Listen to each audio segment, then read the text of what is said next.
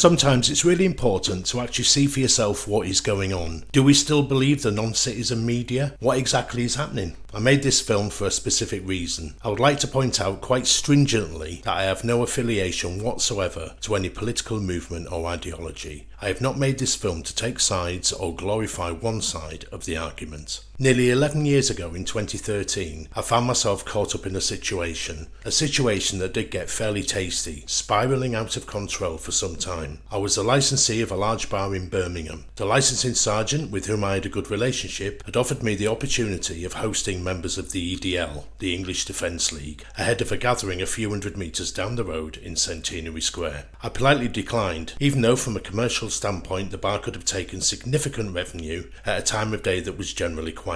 Ironically, a venue owned by the same company I work for agreed to facilitate the arrangement and even somewhat inexplicably gleaned an award for doing so. However, I felt I did the right thing, as I always try and do, and arguably the day's events as they played out I feel underpinned this. Here's a very important caveat. As my job then dictated, I was quite aware of a number of main football faces and so-called top boys in the Midlands, one of which I had been strongly advised had been barred from licensed premises in Wolverhampton. To contextualise, I had previously worked in that city not that long before, and, after a couple of pleasant, sober conversations with the said gentleman, when I explained the rationale behind him not being allowed on the premises, I actually found him relatively amiable. So, fast forward to July 2013. It was a hot day and obviously outside of the football season. The marchers had begun to arrive early, and by the time they made their way towards Centenary Square, they were in alcohol-fueled spirits, and the atmosphere wasn't great. Curiosity got the better of me, and I straddled behind to see what the gathering was all about. To be honest, I felt that the very large proportion of attendees that day were hell-bent on agitating a counter-protest, sectioned off a few feet away, in an opposite corner of the square to the main stage on which Tommy Robinson, their leader, was orating his message.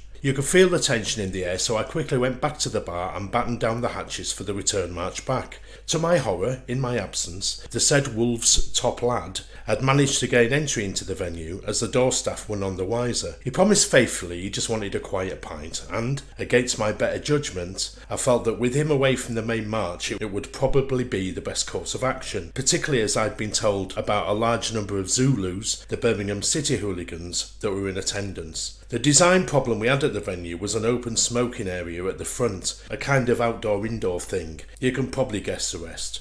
I don't know exactly what happened, but all I remember is the said gentleman goading passing EDL people and all hell breaking loose. It was the first time I had witnessed indiscriminate violence by the police force, who appeared from nowhere in stormtrooper-style outfits with only one thing on their mind, just basically laying into everybody. So, why am I telling this story now, nearly 11 years later? Okay, so on the point of the police, Tommy Robinson, now former leader of the EDL, organised a march this weekend and a gathering in Parliament Square in London to protest at what he calls two-tier policing. In layman terms, he feels that police forces in the UK have moved away from being impartial and are acting wholly different in how they control demonstrations. Ever curious? It was a good opportunity to see how things had changed. What type of people are now lending their ears to this man? Is it the same drunken louts who I witnessed before, or have times changed? The following footage shows the situation before the march, the beginning as the mass slowly moved down from Victoria Station, and then the square itself. I have purposely not included any of the presentations from the stage, as that wasn't the objective for this video. My intention this weekend was to also film the other protests in the city by way of my own impartiality and balance. However, the police operation was such that access to any counter-protest was out of bounds, much to the confusion of a number of Dortmund and Real Madrid fans doing their touristy bit before the Champions League final. I'll provide my conclusion following this footage.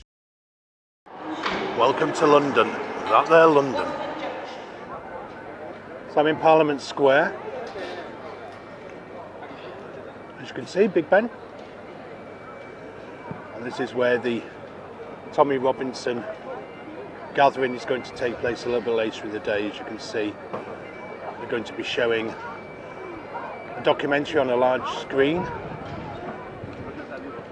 The stewards have just had their briefing. So, not only that, in London today we've got Borussia Dortmund fans, we've got Spanish fans, Real Madrid fans, because of the Champions League. So there's a lot going on. So it's still only early yet, but this is where it's going to happen. Big gathering. Okay, we're on Parliament Street. We're actually stuck now. They've cordoned everything off. I believe the counter-protest is going to be in the distance there. If you can see, there's some high-vis and some vans and things. And that's in the direction of Downing Street, I believe. Okay, so it's hotting up a little bit in Parliament Square. Our friends from Spain and Germany. Okay, so some of the main organisers there. Got Lawrence Fox, Tommy Robinson.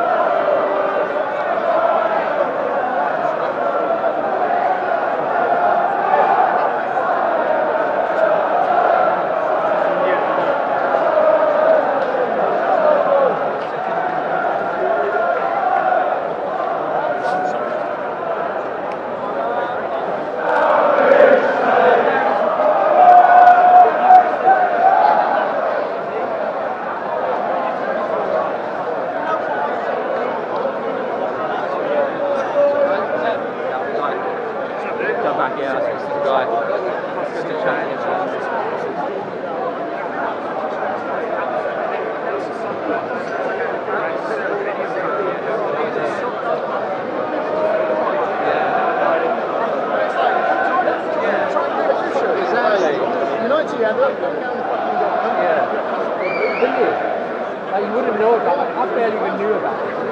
Like, only because I watched YouTube, I heard, okay, June 1st.